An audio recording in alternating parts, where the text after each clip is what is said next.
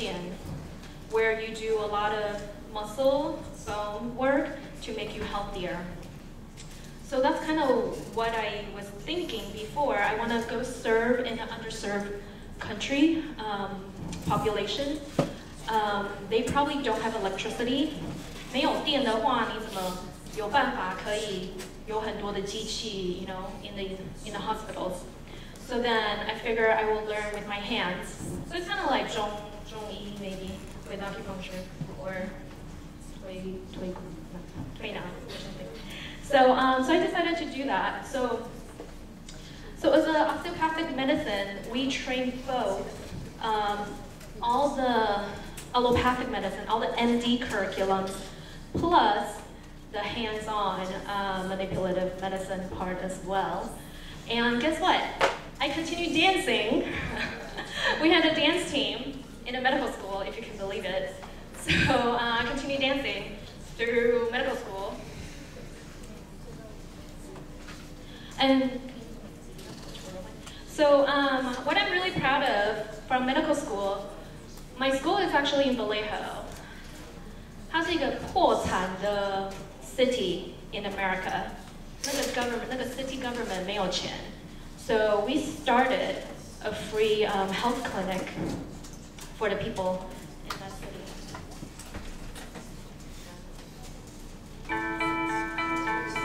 So this is a little video that my friend made.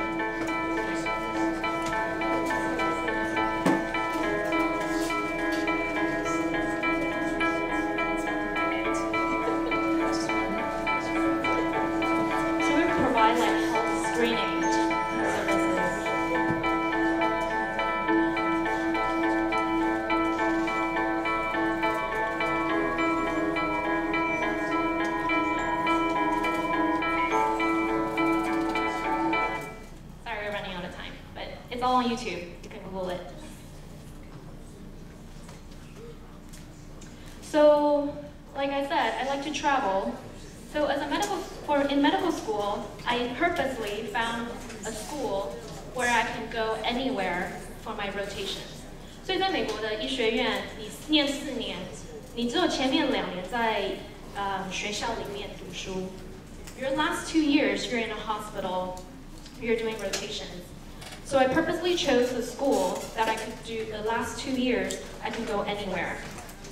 So I was able to, do you guys know where that is? The top right?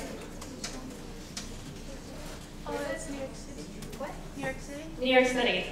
So that's New York City. That was the 911, the World Trade Center towers. So every year, 911, they would raise those lights. So I was actually there during Hurricane Sandy. Guess what? East Coast, they had not seen typhoon. So when the typhoon came, that's what happened to the beach. Like, the houses were destroyed. And it's definitely very interesting, I guess. I don't know if it's good or bad, for me to kind of see this in the US. You know, we have so much resources and everything, but obviously we weren't prepared for something that we deal with so much here in Taiwan. So obviously, I was at NYU, so NYU shut down because 那个备用的电 is broken too. So everybody was out. So then I actually went to volunteer and help with that instead. And then I also came back to Taiwan, actually. I went to Chang'an Linkou. That person is supposedly famous. I don't really know who he is. He's Dr. Chen. He is one of the maxillofacial surgeons who's really famous. I guess everybody come back from all over the world to have him do their face. And also I was at 中国医药学院 for neurology. And then I went to Luzhuhui, Taiwan the Luzhuhui. It's called Taiwan Root Medical Peace Corps. So we went to the Yuanzhumin Sansang villages and help. As a medical student, I didn't do a lot. I just like measure 量血压, and then, but guess what I got to do? I got to speak Japanese with the villagers up there. They don't speak Mandarin, they speak Taiwanese. their native language, the Aboriginal language, and they speak Japanese from way back when Taiwan was still occupied. So right before I started residency, I went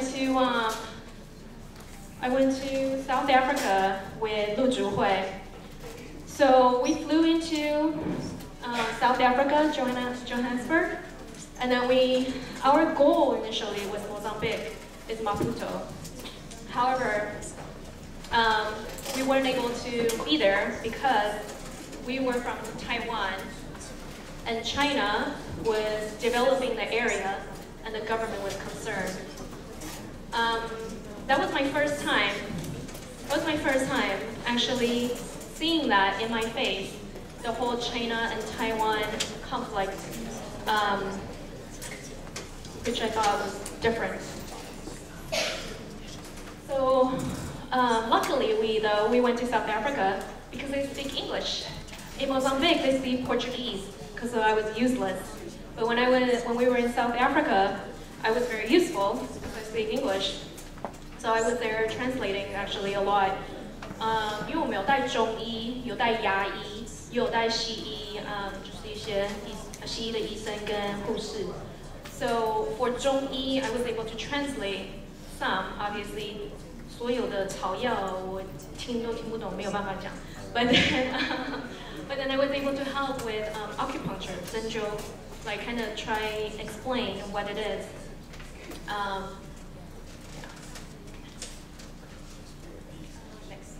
So we were on Yiyantang, one of the Mingshi, whatever, and we had a reporter with us the whole time, so you guys can YouTube it, but anyhow.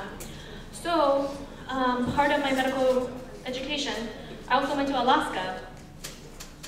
So Alaska is the 49th state of the US, Hawaii is the 50th, and it's not connected to America. So I decided, why not? Why don't I go somewhere totally different in the name of medical education when I can? So what I learned there, just to prove to you, with all these things that I do, I was a medical student, okay? I had a pager, I had my ID. What I learned there, though, is actually medical evacuation. Have you thought about it? 如果你去一个地方去帮忙，但是如果你突然生病，你要怎么回来？你如果突然生病在那种没有人的地方 who is gonna go get you, right? So Alaska is very rural, 很多山，很多 random animals. And then they actually have this medical evacuation service, and I was actually able to be on there, and we stabilized a GI bleeder, someone who is bleeding from the inside in their stomach. So they needed to go to a different hospital from a smaller village to get procedures done and actually to get transfused. They don't have blood ready in the small villages. So mainly actually we transfer the patient for transfusion for 输血.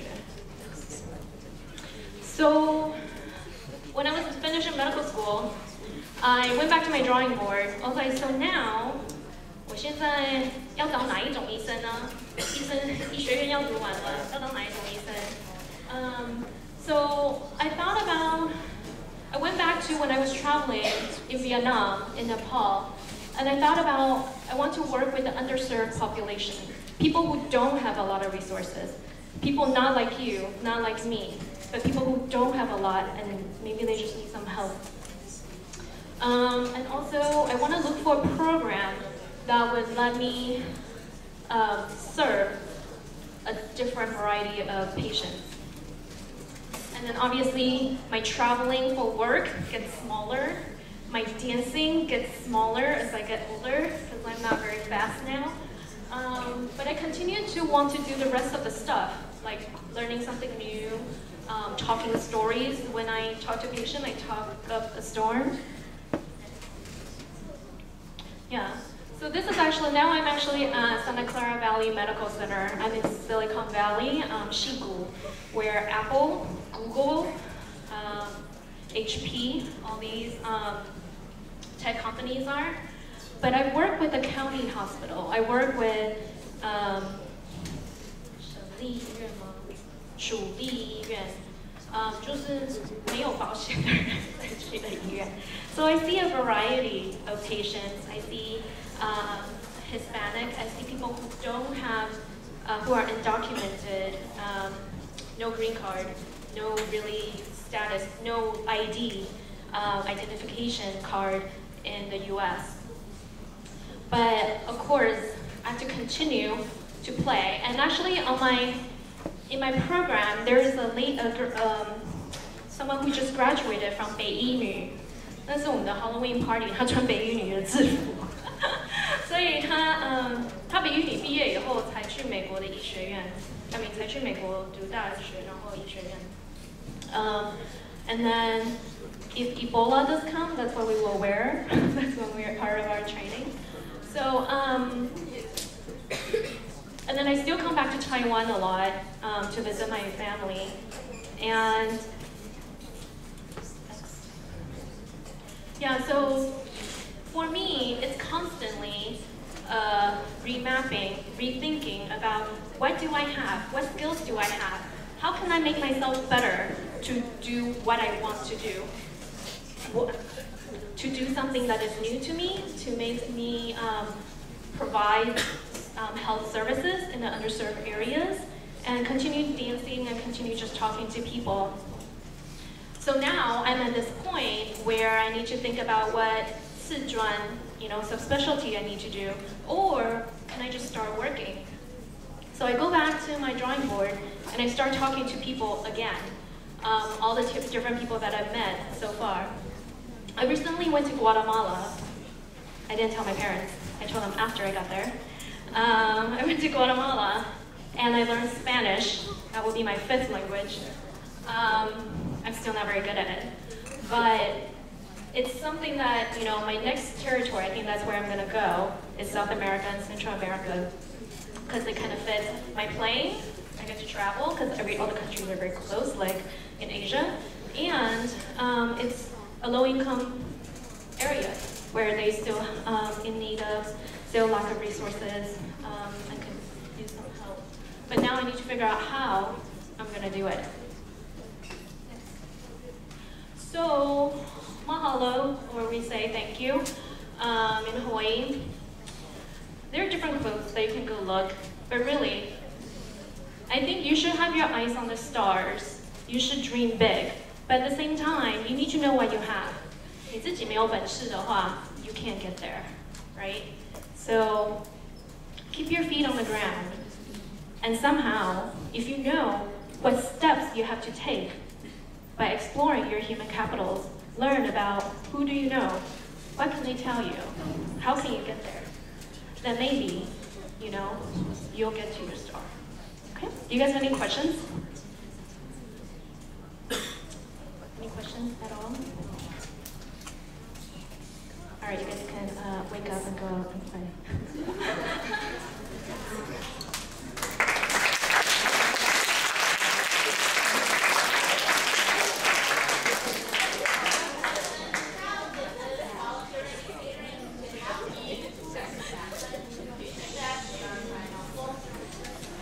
So, volunteering, how does it help me practice medicine? It does help me practice medicine in a way, in a low resource kind of environment. I cannot just order a CAT scan. I cannot just order even an X-ray. It definitely makes me focus more on physical exam. It makes me focus on really learning what do they have, what are available locally for me as a physician, or I guess I was a medical student at the time, to help these patients. It doesn't matter that I know so much knowledge, the best studies from Harvard, the best studies from Princeton, or from Cambridge. It doesn't matter, because they don't have it. I can't even draw blood work. So it really makes me appreciate the local physicians and what is available to them. So what can I use from the vast knowledge that I hopefully have to really try and help them? But I think this is a totally different topic, but really to make things continue and affordable in these developing countries, you need to utilize what is local. And that, you know, is a big task on its own to make it available. So if you guys have any questions, you guys are more than welcome to email me, ask Christina. And I would love to talk to you guys more about Berkeley, about work and holiday in Australia. Try not to do the farms if you don't have to. But yeah, and then I can get you guys in touch with the different organizations that I work with as well, if you guys are interested. Thank you.